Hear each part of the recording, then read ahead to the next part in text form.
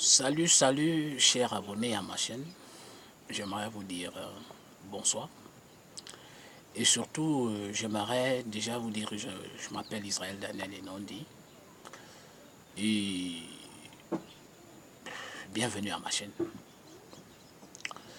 Le thème de notre entretien de ce soir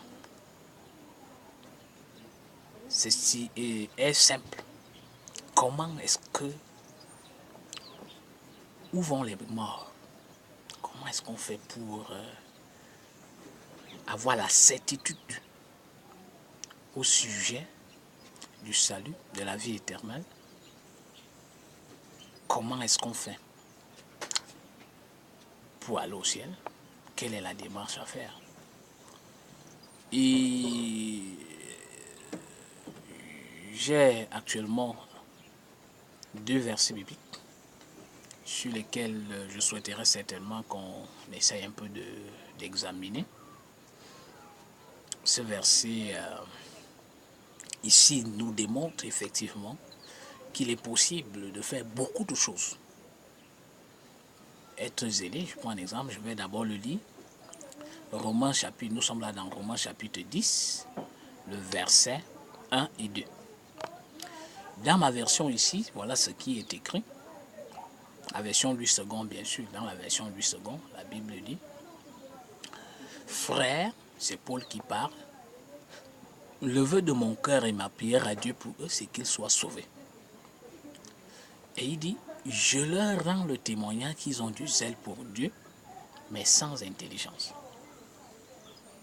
Donc, à la lumière de ces 2 versets, nous nous rendons premièrement compte que ces gars ne sont pas sauvés. Parce qu'on ne peut pas souhaiter à quelqu'un ce qu'il a déjà, surtout Paul. Paul émet un vœu, il fait sa prière, il fait une prière justement pour quel but? Tout simplement pour que ces gars pour qui il a une affection véritable soient sauvés. Donc ce qui est la preuve qu'il ne l'était pas. Mais cependant, quand nous regardons le verset 2, dans le verset 2, il est précisément dit ceci: je leur donne le témoignage qu'ils ont du zèle pour Dieu, mais sans intelligence. Ce qui démontre clairement que ces gars avaient du zèle. Or, pour nous, par exemple, un homme qui est zélé, comment est-il?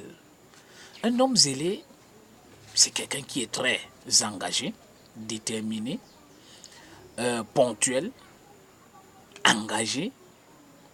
C'est quelqu'un qui s'investit pleinement dans la cause de Dieu. Et puisque dans la suite du verset, il dit bien, ces gens sont zélés pour Dieu. La précision en vaut la peine. Ils étaient zélés pour Dieu et non pour les hommes. Bon, maintenant, non. La question est de savoir comment quelqu'un peut être zélé pour Dieu et être non sauvé. Ça, il faudrait vraiment qu'on en parle. Et c'est ce qui va meubler les échanges que nous allons avoir dans la suite des vidéos qui vont suivre. Donc, toi qui as essayé de comprendre, ma prière est que Dieu te donne la capacité de comprendre véritablement le mystère qui est caché derrière. Avoir du zèle, c'est-à-dire aller à l'église, par exemple, régulièrement, c'est être un homme zélé, va à l'église régulièrement. Un homme zélé, c'est quelqu'un qui donne toute sa fortune. Un homme zélé, c'est quelqu'un qui fait tout ce qui est nécessaire pour paraître selon la volonté de Dieu. Mais comment on peut faire toutes ces choses sans être sauvé? Donc, je pense que si tu as une idée, tant mieux. J'aimerais qu'on puisse partager. Et dans les vidéos qui vont suivre, nous allons voir dans cette logique, effectivement. Et ne manquez pas de me suggérer, selon que cela vous convient, des sujets. Mais j'aimerais qu'on débatte un peu au sujet de ce thème, au sujet de ces 2 versets qui sont importants. Cela voudrait peut-être dire qu'on est sauvé sans les œuvres, c'est pas trop. Cela voudrait dire quoi concrètement? Donc, Merci de m'avoir écouté. Merci effectivement pour la suite de nos futurs entretiens.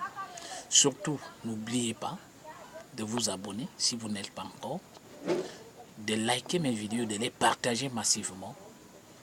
Et, comme je l'ai dit tantôt, nous sommes là pour examiner les Écritures.